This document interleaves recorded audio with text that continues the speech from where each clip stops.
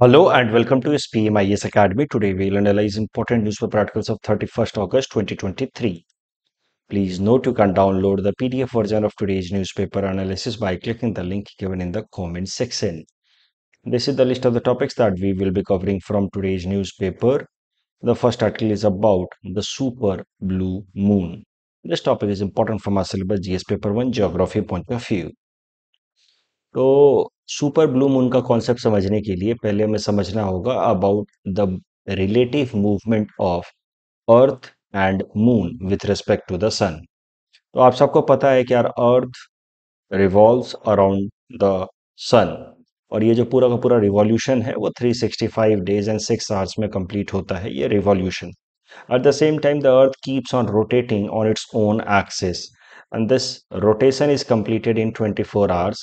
That is the reason behind day and night. तो जिस तरीके से हमारा अर्थ मूव कर रहा है around the sun, similarly the moon also revolves around the earth. और इसी कारण से मून का जो ओवरऑल मूवमेंट है दैट बिकम्स वेरी कॉम्प्लेक्स।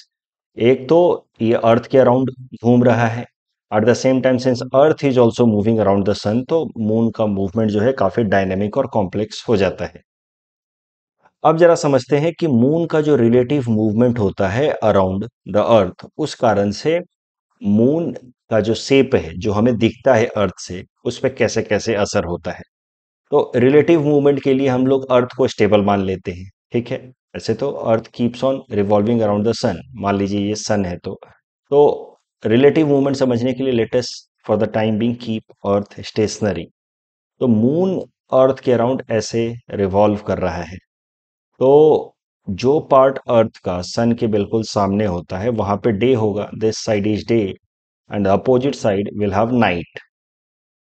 तो नाइट टाइम में जब मान लीजिए कि सन से आने वाले जो सनलाइट हैं वो यहाँ तो गिर नहीं रहे, यहाँ इसीलिए नाइट है, लेकिन some of the sunlight will directly fall on the moon अगर मून यहाँ पे है तो।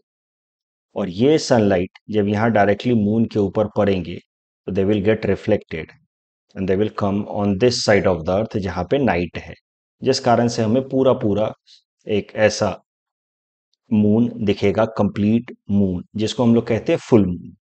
तो ये है फुल मून का पोजीशन। फुल मून पूरा का पूरा सर्कुलर मून दिखता है। और फुल मून कब बनेगा? जब सन और मून के बीच में अर्थ हो, उस वक्त अर्थ से, यानी कि नॉर्मली वैसे भी मून तो रात को ही दिखाई देगा, डे साइड वालों को तो कोई मून से मतलब है नहीं क्योंकि it will not be seen. तो इस साइड पे ये पूरा पूरा मून दिखेगा when the earth is exactly between the sun and the moon, that is full moon position. और दूसरा पोजीशन होता है न्यू मून। जैसे कि मून अब धीरे धीरे रिवॉल्व करते हुए जब यहाँ पहुंचेगा तो मून आधा ही दिखेगा, यहाँ अर्थ से the moon will be scene half only. और जब ऐसे मूव करता जाएगा तो हाफ से भी छोटा होता जाएगा moon, and when the moon comes exactly between the sun and the earth, यहाँ पे इस पोजीशन पे, तो फिर नाइट साइड से मून बिल्कुल भी दिखाई नहीं देगा। तो इस पोजीशन को कहते हैं हम लोग new moon. New moon means a point where the moon is again born.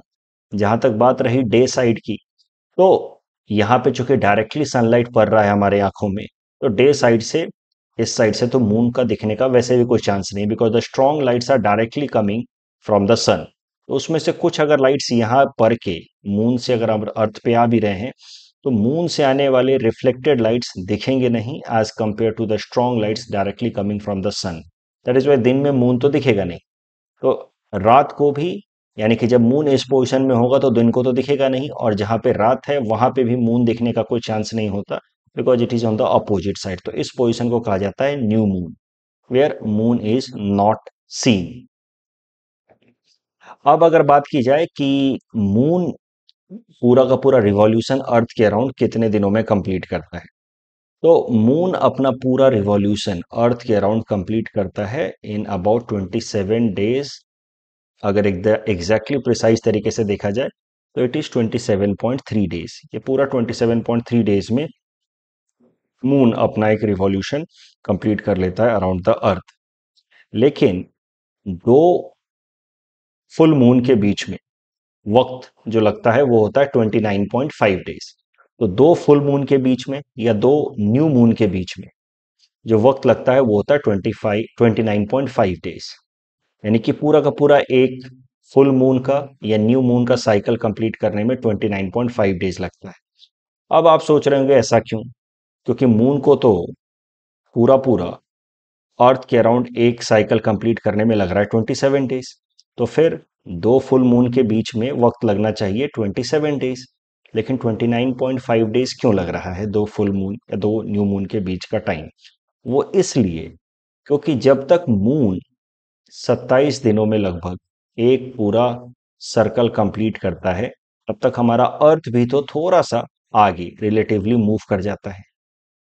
तो इस कारण से 2 दिन एक्स्ट्रा लग जाते हैं दो फुल मून या दो न्यू मून के बीच में। Because the earth is also moving. Suppose कीजिए हाइपोथेटिकल सिचुएशन कि अगर अर्थ स्टेशनरी होता, रुका हुआ होता बिल्कुल, तो उस केस में मून को अर्थ के अराउंड एक पूरा रोटेशन कंप्लीट करने में, रिवॉल्यूशन कंप्लीट करने में लग रहे हैं 27 डेज। तो दो फुल मून या दो न्यू मून के बीच में भी अंतर होता 27 डेज का ही। लेकिन चूंकि अर्थ is also moving, so that is why the cycle of full moon or the cycle of new moon is completed in 29.5 days. अब अगर बात की जाए मून के ऑर्बिट की, जिस ऑर्बिट पे मून हमारे अर्थ के अराउंड रिवॉल्व कर रहा है, तो वो ऑर्बिट पूरी तरह से सर्कुलर नहीं है। वो ऑर्बिट जो है वो एलिप्टिकल है, इस तरीके का कुछ इलिप्टिकल है। उसमें भी ऐसे सिचुएशंस बनते हैं जहां पे moon comes very close to the earth at certain point of time. और ऐसे घूमते घूमते एक सिचुएशन ऐसा भी बनता है, एक रिलेटिव पोजीशन ऐसा भी बनता है when moon gets farthest from the earth. ये वाला point when moon is closest to the earth, इस पॉइंट को कहा जाता है perigee. And when moon is farthest from the earth, this point is known as apogee. तो natural सी बात है कि पेरीजी वाले सिचुएशन में, यानी कि ये वाला सिचुएशन, पेरीजी वाले सिचुएशन में जब फुल मून बनेगा तो वो मून रिलेटिवली लार्जर दिखेगा आज compare to the full moon in the apogee situation, क्योंकि यहाँ पे मून अर्थ के नजदीक है ना। So full moon will be seen larger when it is in the moon is in the perigee situation. And on an average, when full moon is created, when moon is at perigee location with respect to earth, वो moon average moon की तुलना में 14% बिगड़ दिखता है। और इसी moon को हम लोग कहते हैं super moon. Super moon is the full moon situation created when moon is located at पेरिजी situation. तो यहां पे इस सिचुएशन पे, ये पेरिजी वाले सिचुएशन पे जब फुल मून बनता है तो उसी को कहते हैं हम लोग सुपर मून। अब सुपर मून तो हमने समझ लिया, let us now understand blue moon. देखिए, ब्लू मून एक इंग्लिश वर्ड है, अक्सर हम लोग इस्तेमाल करते होंगे, once in a blue moon. इसका सरल सा मतलब होता है कि अ रेयर इवेंट। किसी रेयर रेयर इवेंट को हम लोग एक्सप्लेन करने के लिए टर्म इस्तेमाल करते हैं a blue moon event. But astrophysics में ब्लू मून कैसे डिफाइन किया गया है वो जरा समझते हैं।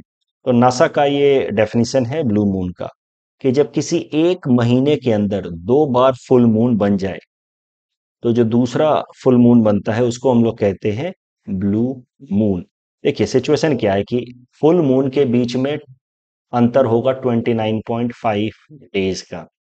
It's a very rare situation जहां पे एक ही महीने के अंदर दो फुल मून बन जाए। क्योंकि एक ही महीने के अंदर दो फुल मून बनने के लिए जरूरी है कि 1 तारीख के आसपास पहला फुल मून बने, तभी जाकर के 30 या 31 तारीख को दूसरा फुल मून बनेगा, जिसको हम लोग कहेंगे blue moon, which is a rare situation. तो यही है blue moon. A full moon seen twice in a single month is known as blue moon. और आज कल रात से ही और आज सुबह तक हमारे देश में रक्षाबंधन मनाया जा रहा है। और रक्षाबंधन जो मनाया जाता है उसका जो डेट होता है वो कैसे डिसाइड होता है वो भी समझिए। तो सावन महीने के पूर्णिमा रक्षाबंधन सेलिब्रेट किया जाता है। पूर्णिमा मतलब फुल मून। तो सावन का पूर्णिमा कल शाम को बना था, यानी कि कल शाम को फुल मून की सिचुएशन बनी थी। 30 अगस्त को फुल मून था, इसका मतलब 1 अगस्त को भी फुल मून होगा, यानी कि कल शाम को बनने वाला फुल मून असल में ब्लू मून था। एट द सेम टाइम एक एक्स्ट्रॉर्डनरी बात यह भी थी कि कल शाम को बनने वाला जो फुल मून था वो पेरिजी सिचुएशन पे बन रहा फुल मून था, मतलब that was a super moon also, that made the full moon that was created yesterday evening as a very extraordinary moon, जिसको कहा गया the super blue moon. It's a rare event, rare trifecta. Trifecta मतलब 3 conditions एक साथ पूरे हो गए। Full moon भी बना, सुपर मून भी बना, ब्लू मून भी बना। फुल मून मतलब the moon is at this location as compare to earth and the sun. Full moon के अलावा सुपर मून मतलब moon was at perigee position, and blue moon मतलब it was the second full moon of the month. तो ये एक rare conditions हैं जो easily नहीं बनते। आखिरी बार ये बना था 2018 में, द सुपर ब्लू मून, और नेक्स्ट ये बनेगा 2037 में, 14 साल बाद। यही सारी बातें यहां मैंने एक्सप्लेन की हैं सुपर ब्लू मून। उसके पहले मैंने न्यू मून और फुल मून का कंडीशन समझा दिया है यहाँ पे। When moon is between earth and the sun then it is new moon. When moon is when the earth is located between the moon and the sun, then this position is known as full moon.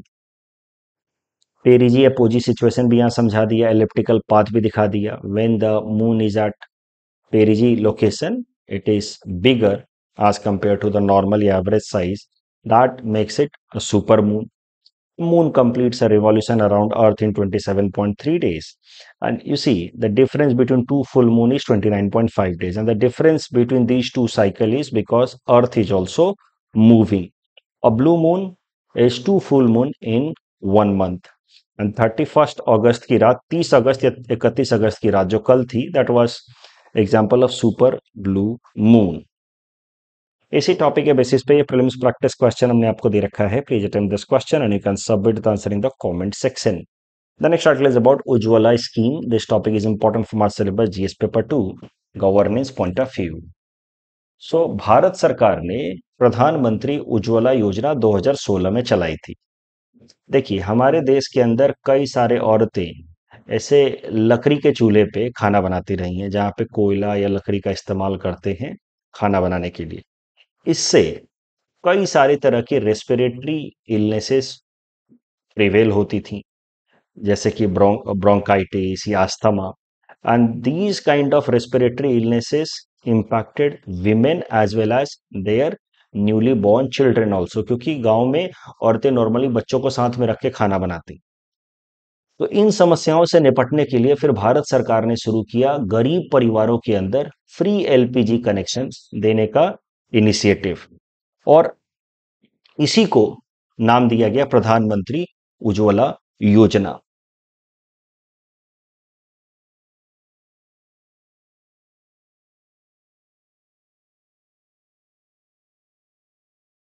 इसी प्रधानमंत्री उज्ज्वला योजना के अंतर्गत फिर 1600 रुपए पर cylinder खर्च करती है सरकार, जिसमें सब कुछ right from regulator to booklet to safety hose सब कुछ सरकार की तरफ से प्रोवाइड किया जाता है। और स्टोव खरीदने के लिए सरकार इंटरेस्ट फ्री लोन भी प्रोवाइड कराती है। और ये जो स्कीम है प्रधानमंत्री उज्ज्वला योजना, that is implemented by ministry of petroleum and natural gas. तो स्टार्टिंग में जब 2016 में इसको लॉन्च किया गया था, इसमें 5 करोड़ पुअर हाउस होल्ड्स को फ्री एलपीजी कनेक्शन दिए गए। बाद में it was extended to 8 crore poor house holds.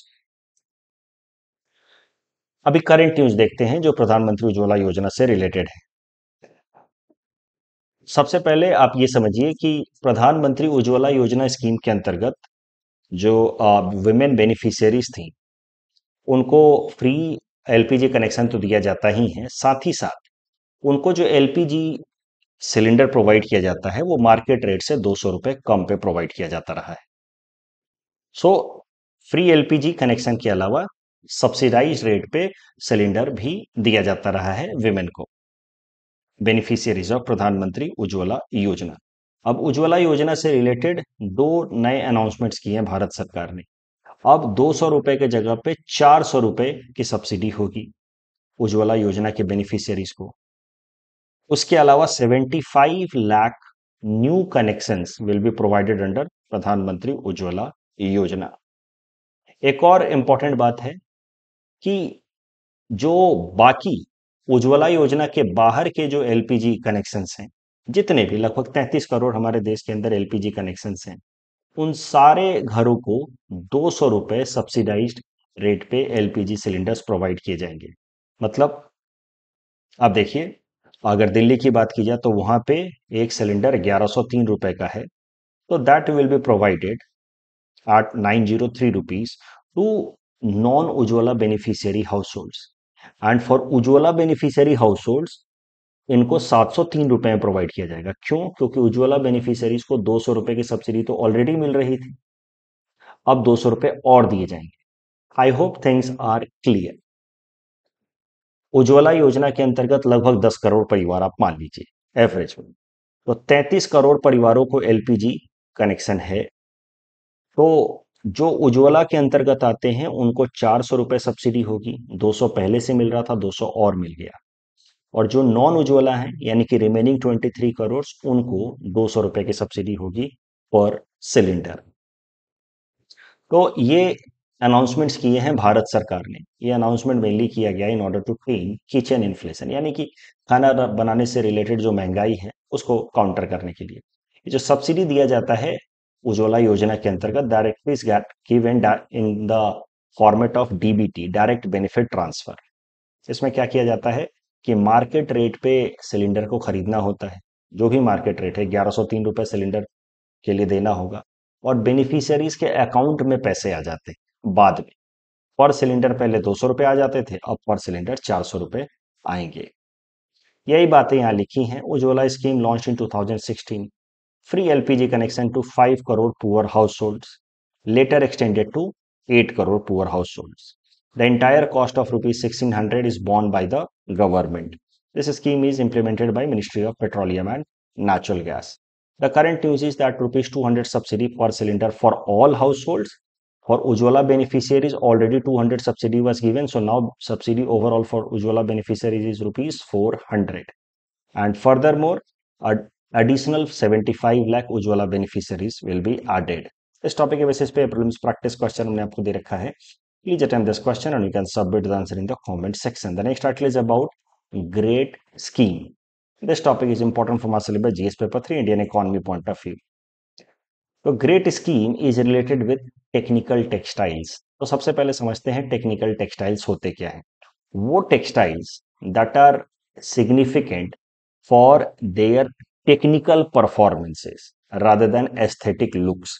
जैसे हम लोग जो कपड़े पहनते हैं वो एस्थेटिक लुक्स के लिए या कंफर्ट के लिए ज्यादा इंपॉर्टेंट है, कॉटन का है, सिल्क का है, दिखता कैसा है, उसी बेसिस पे तो हम पहनने के कपड़े खरीदते हैं। तो they are having aesthetic property.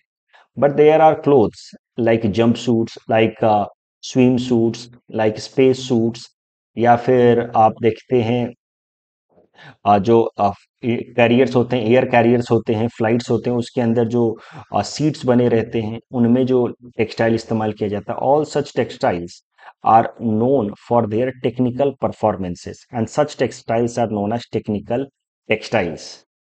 और टेक्निकल टेक्सटाइल्स में हमारा देश ओवरऑल एक नेट इंपोर्टर है, जो हर साल हम लोग 16 बिलियन डॉलर के आसपास टेक्निकल टेक्सटाइल्स को इंपोर्ट करने में खर्च करते हैं।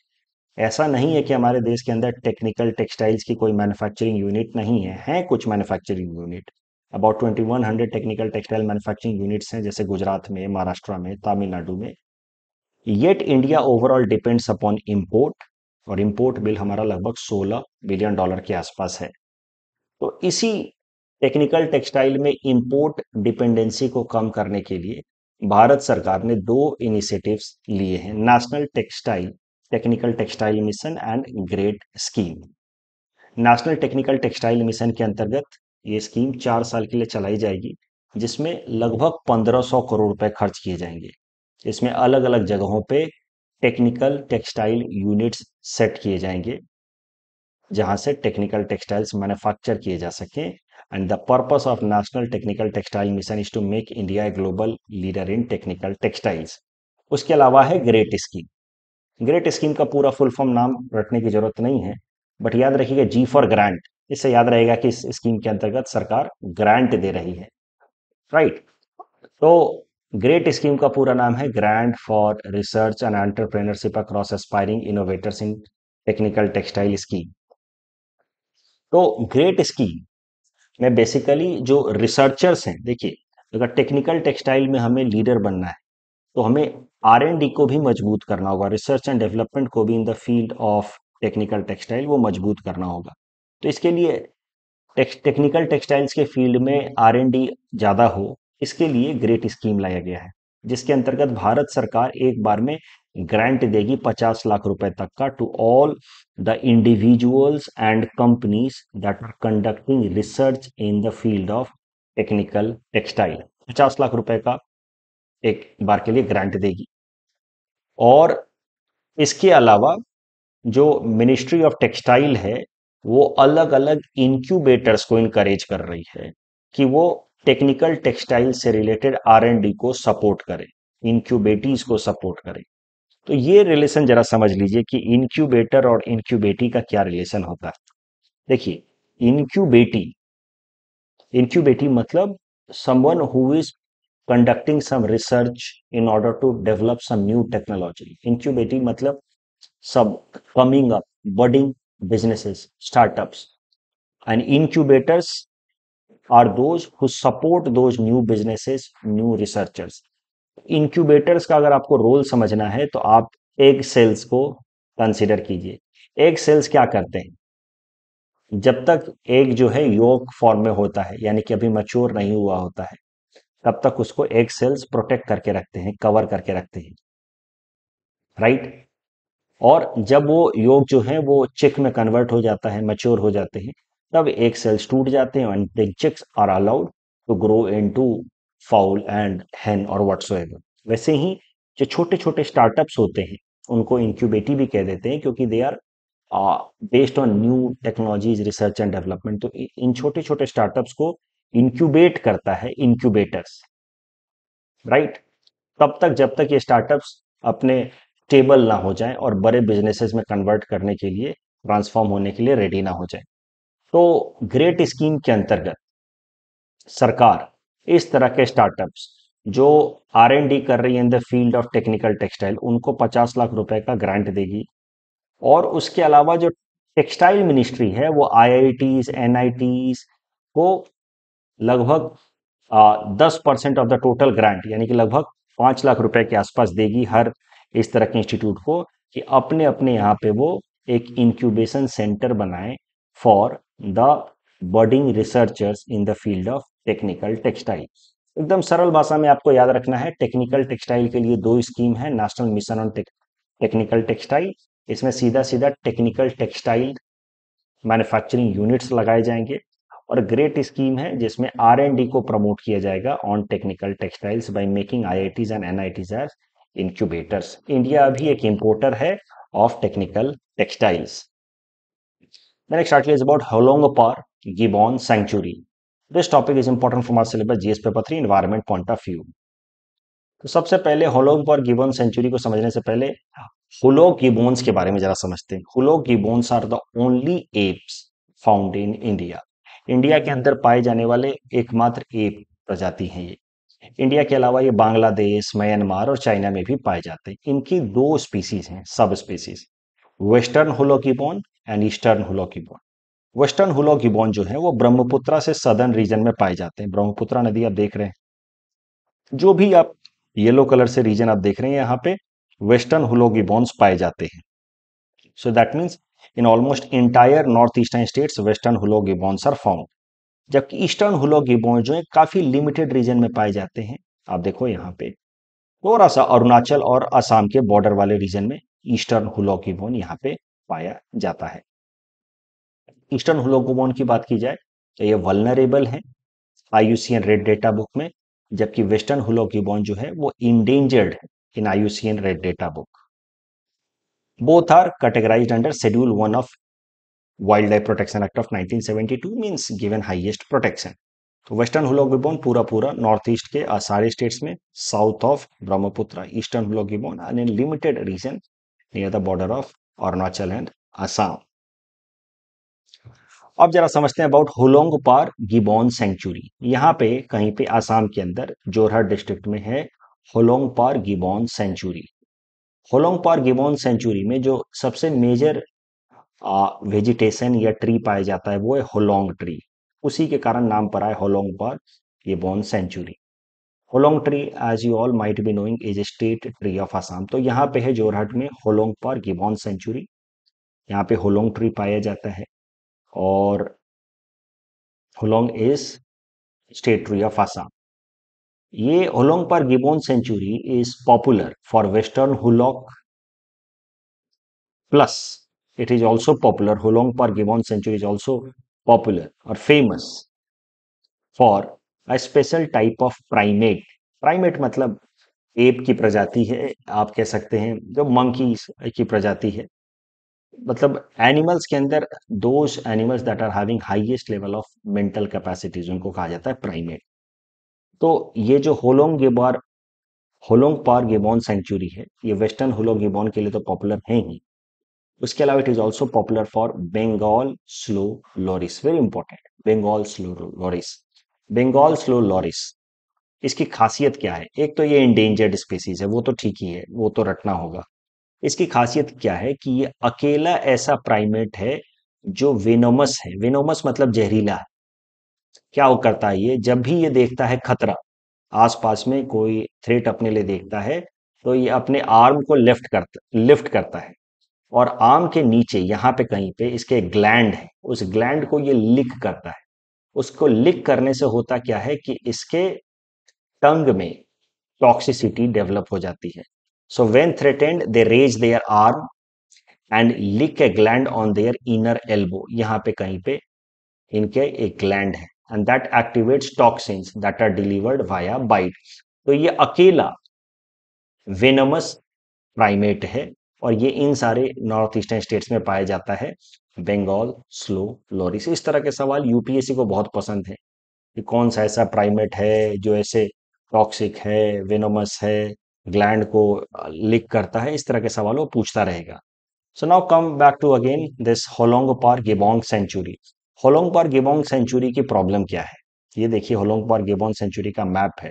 इसके थ्रू यहाँ से एक रेलवे लाइन गुजरती है और ये रेलवे लाइन के कारण पूरे होलोंग पार गिबोंग सेंचुरी में काफी ज्यादा डिस्ट्रेस रहता है amongst the wildlife. It leads to many times death of elephants also because of collision with the train.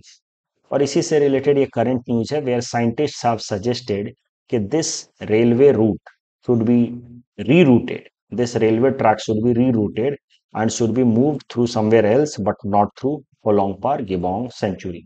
यही सारी बातें यहाँ लिखी हैं। हुलॉक गिबॉन और the only ape found in India, they are found in India, China, Bangladesh, Myanmar. बात की जाए तो ब्रह्मपुत्रा से साउथ में पाए जाते हैं western hoolock gibbon, they are endangered. जबकि यहाँ पे छोटे से रीजन में पाए जाते हैं eastern hoolock gibbon, they are vulnerable. And Hollongapar gibbon sanctuary की अगर बात की जाए, यहाँ पे कहीं पे है in the Jorhat district, they are home to western hoolock gibbon and slow Bengal loris. Hollongapar wildlife sanctuary की प्रॉब्लम क्या है कि यहाँ से एक रेलवे लाइन ऐसे गुजरती है that is threat to wildlife and that leads to death of elephants many times. Hollongapar gibbon sanctuary is also popular for slow Bengal loris, which is endangered species and only known venomous primate. They lick gland of their inner elbow to release venom through mouth. इस topic के basis पे prelims practice question हमने आपको दे रखा है। Please attend this question and you can submit the answer in the comment section. कल जो हमने आपको प्रैक्टिस क्वेश्चन दिया था, जोनल काउंसिल से रिलेटेड दोनों स्टेटमेंट सही हैं। एम्पेरर पेंगुइन से रिलेटेड दूसरा स्टेटमेंट गलत है because they are found in antarctic region. इसी के बेसिस पे आपको जवाब मिल जाएगा through elimination method. And GI tag, पहला जीआई टैग पाने वाला प्रोडक्ट था Darjeeling tea. That's all from our side for today. Thanks for watching.